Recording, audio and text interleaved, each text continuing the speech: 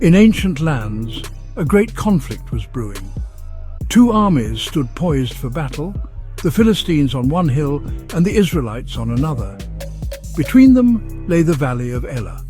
From the ranks of the Philistines, a warrior stepped forward.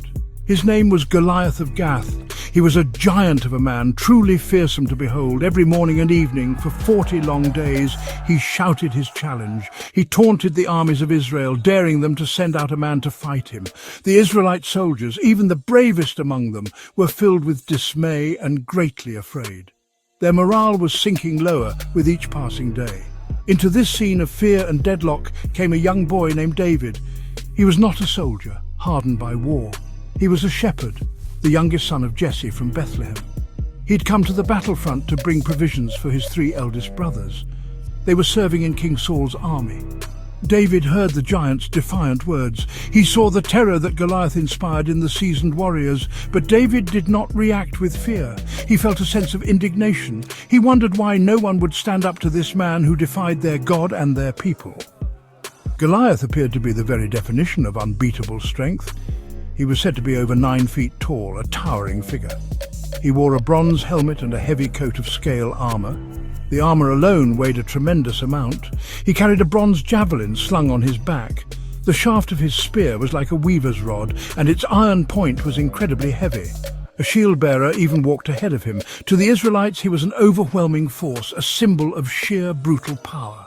They saw his might and despaired. This incredible story is found in the ancient scriptures, in the first book of Samuel. The setting, the Valley of Elah, is a real geographical location. The Philistines were a known seafaring people who were indeed formidable enemies of the Israelites during that period. This historical context lends weight to the narrative. It reminds us that these were not mythical figures in a far-off fantasy land. These were real people facing life and death struggles. Understanding this historical backdrop makes David's eventual courage and success even more remarkable. Young David, seeing the fear and hearing the taunts, made a startling decision. He resolved to fight the giant himself. He went before King Saul and declared his intention. "Let no one lose heart on account of this Philistine," David said with conviction. "Your servant will go and fight him." King Saul looked at David, this youth, this shepherd. He was understandably skeptical. "You are not able to go out against this Philistine and fight him," Saul replied. "You are only a young man, and he has been a warrior from his youth." But David was persistent, his courage unwavering. King Saul, perhaps moved by David's spirit or out of sheer desperation, relented. He offered David his own royal armor. A bronze helmet was placed on David's head. He was clothed with a coat of mail. David fastened his sword over the armor and tried to walk, but he was not used to such heavy, restrictive gear.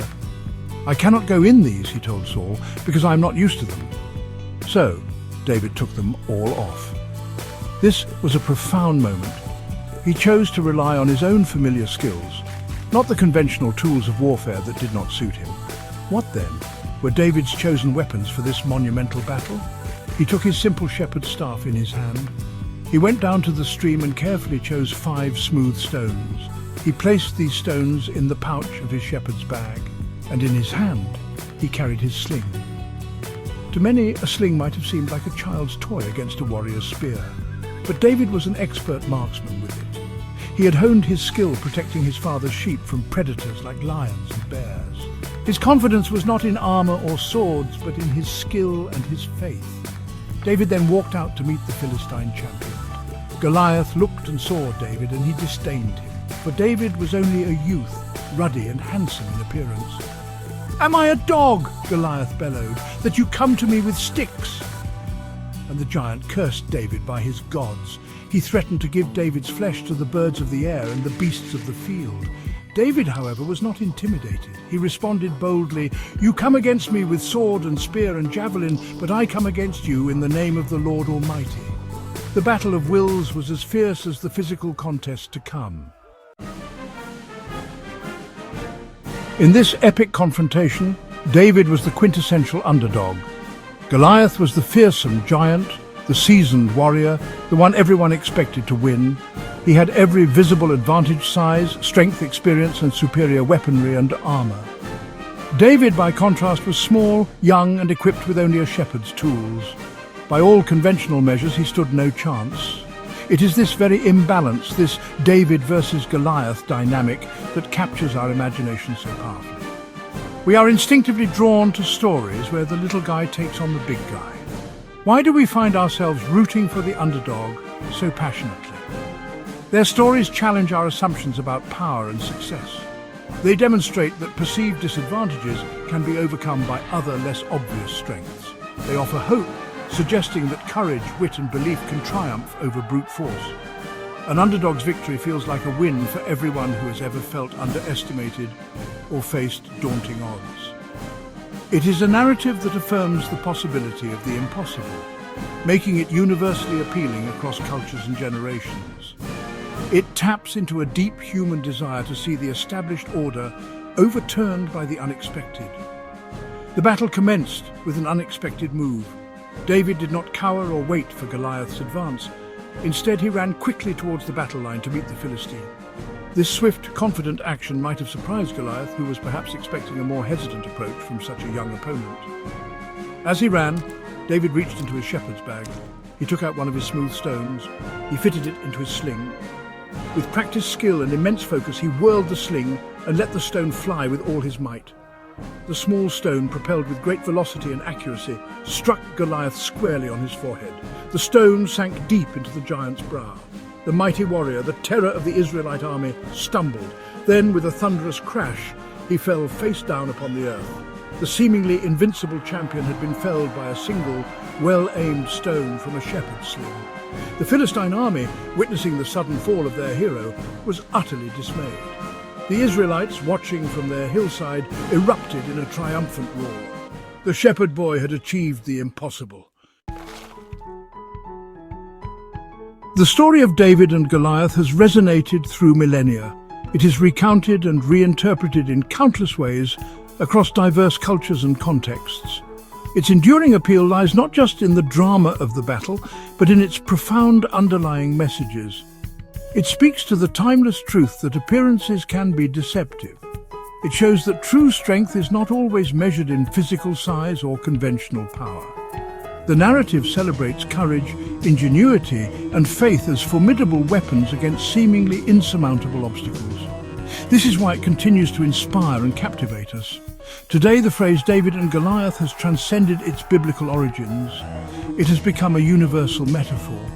We use it to describe any situation where a smaller, less powerful entity bravely confronts a larger, more dominant opponent. This could be in the world of sports, where an unfancied team takes on a champion. It could be in business, where a small startup challenges an established giant. It could be in social movements, where ordinary people stand up against powerful systems. The story provides a framework for understanding and articulating these struggles, offering encouragement to those who dare to challenge. We often focus on Goliath's apparent strengths, but the story also subtly highlights his weaknesses. His great size would have made him a larger, slower target. His heavy armor, while protective, would have further impeded his mobility. Some scholars even speculate that Goliath might have suffered from acromegaly, a condition causing gigantism, which can also lead to vision problems. David, in contrast, was nimble and quick. His chosen weapon, the sling, was a long-range tool, perfectly suited to exploit Goliath's disadvantages. David didn't fight Goliath's fight, he made Goliath fight his. Ultimately, the tale of David and Goliath is far more than just an ancient story of a legendary battle. It serves as a lasting source of inspiration and a practical guide for navigating life's challenges. It teaches us that our perceived limitations might in fact conceal hidden strengths.